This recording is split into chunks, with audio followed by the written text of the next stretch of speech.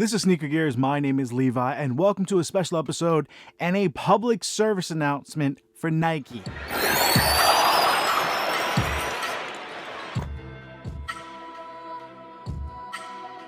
Thank you for jumping in, and I want to ask you guys, no matter who you are, if you're watching this video, to do your part outside of in the USA voting for the election, which is hugely important. Make sure you register and vote.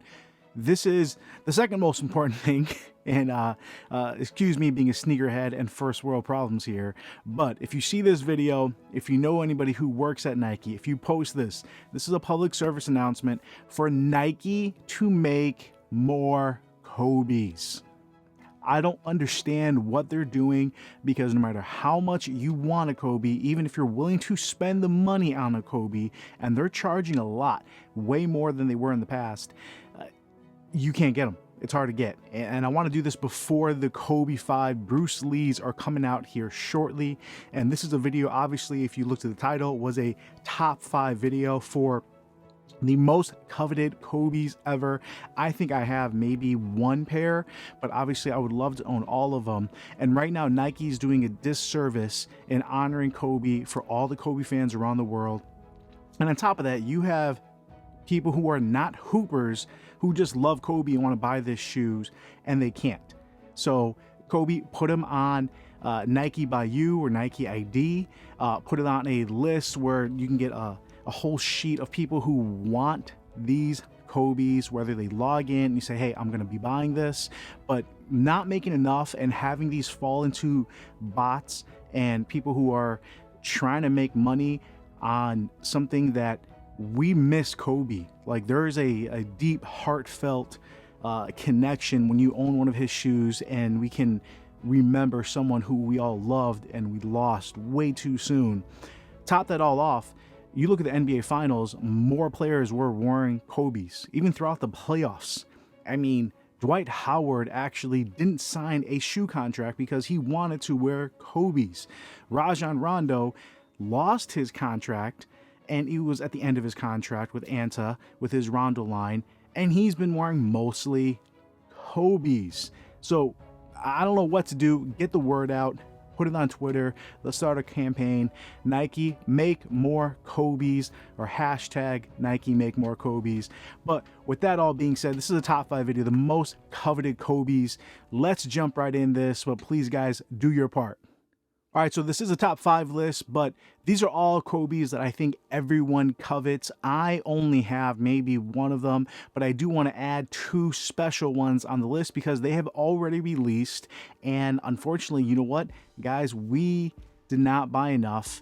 And I think Nike is kind of planning their demand based on old numbers, not since we lost the Mamba, unfortunately.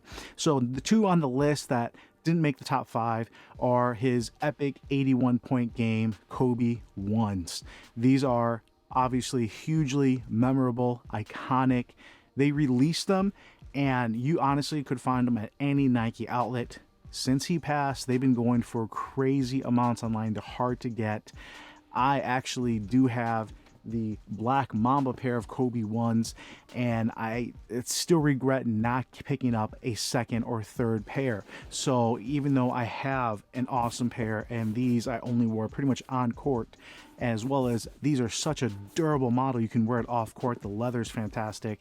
This is something I know that would last me a long time, but I really wish I would have picked up that 81-point version. The second one that didn't make the list, and I actually have the OG one, is the Kobe 4 Carpe Diem. This was another iconic classic colorway, and it released without much fanfare. This is one that obviously the outsole was a little different, and I think the Kobe 5 Retro, or Kobe 4 Retro, really wasn't a Protro. They didn't really upgrade it to any degree, so it was kind of a letdown to have the Protro name on there. I think if they called it a retro, it would have done a little bit better because people know what to expect, but that was another letdown. Also, with the Kobe 4, there was a ton of colorways they could have done. I was looking forward to the MLK colorway, and that never released. I think a lot of the players in the NBA got some amazing colorways that we just never were able to get as a general release to the public. And on to the top 5. Now, I do want to have a disclaimer. I was not able to put these in a top 5 order just because I don't want to put it based on hype value. I don't want to put it based on the ones that I like the most. So I'm just gonna go numerically. Some of the all-time favorite Kobes I think every Kobe fan would want to own in their collection. They are all special in their own different ways. So we're just gonna start that numerically. We're gonna do the 1, we did the 4, we're gonna do the Kobe 5s, and that Bruce Lee colorway. That Bruce Lee colorway coming out is, now for me it's higher than 5, but I just want to go numerically so you guys can feel me. That's one that I think any Kobe fan would want to have in their collection. Any hooper would want to be able to own and wear, even if you're not a Kobe fan. And obviously after his untimely passing, it's hard not to be, just to respect and honor. And I hope Nike does something about it for at least this pair coming out. But the Kobe 5 Bruce Lee, I did have an OG version, but it wasn't upsize, it was size 14, so I did kind of fit it. 13 fits me way better, and because of that I did sell it, and I'm hopefully looking to get the Pro version. So if you guys have a hookup, I know not many people do, please get at me. Number 4 is actually going to be the Kobe 6 Grinch, the Grinch colorway. This is already rumored to be coming out next year. That is one of the, if not the all-time, like, that's the shoe you want to get. If you're a Kobe fan, that is the shoe to get. I'm excited to see what they do for a Pro. But the cool thing is, if they only retro it, that is a ballin' shoe. It is amazing. Now I do have 2 pairs, but they're kind of hidden back there, so I didn't want to break them out. And they still, every time I wear them, I'm always shocked like how good they are. And I think a lot of people, that was their first Kobe's, where they were able to put them on, enjoy it, and be like, wow, these are amazing. But the Barcelona colorway, I also want to throw in that. That was another rare, hard to find. I don't know if it was even a general release. The Barcelona colorway, obviously with Kobe's love for soccer, that combined with the Grinch for the Kobe 6s, like those are some of my grails that I would put. Man, I don't know if I'll put it above the Bruce Lee. But again, guys, if you have a different order, put them in the comments below. I definitely want to see what you guys really cherished and loved and want to see Nike come out with. Number 3 is the What the Kobe 8. I know they did a What the Kobe 7, and that was, at least to me, was trash. Forgive me if you like that one. I have, I think, 4 pairs of the 7s, and that's probably my least favorite Kobe. The only Kobe I don't enjoy wearing on court, but I respect it for what it brought technology wise with the advancements in the Kobe system, being able to change the midsoles. But the What the Kobe 8, that I have 6 pairs of 8s. I have one right here that was one that was hard to get for me. I was able to get a couple years ago after the release, and this is the Christmas colorway that I thought was just fire. And again, after owning multiple colorways, I'm like, man, I don't need another pair. But these are just amazing. The drop-in midsole with the lunar is still really comfortable. This one is barely used. Obviously, I have a ton of drop-in midsoles. I have a whole video on midsoles that I did a while back. You guys can check that out. I can put it in the link above. The Kobe 8 is still the lightest basketball shoe Nike has ever made. So when they retro this, or when they Pro it, I'm excited to see what they can actually bring to the table. How are they going to improve this? And I do have an upcoming video on the Kobe system and a new drop in midsole video coming out soon, so stay tuned for that. But the What the Kobe is I think the grail that I was looking for the Kobe 8. There's probably some other colorways that maybe you guys want to see. Let me know what you're thinking. But the way it looked, the way they mashed up together all the Kobe colors in the What the Kobe 8 was just beautiful, and I can't wait to have an opportunity, hopefully, to see that come out again. Number 2 is the Kobe 9 masterpiece, the multicolor first generation Flyknit on a basketball shoe, first high top for a Kobe pretty much ever. You can argue the first and second were kind of mid tops. This is high top going up. Every pair was unique. This pair for me, I think is dead stock. Man, no, you know what? I did wear this once on court, but these aren't leaving my collection. These are absolutely amazing. Again, this is another multiple pair setup of Kobe 9s that I have, and I have a couple pairs still dead stock like this, where this is such an amazing shoe. And even today's standards, it's crazy how ahead of the time Kobe was with his team, with what he demanded of Nike.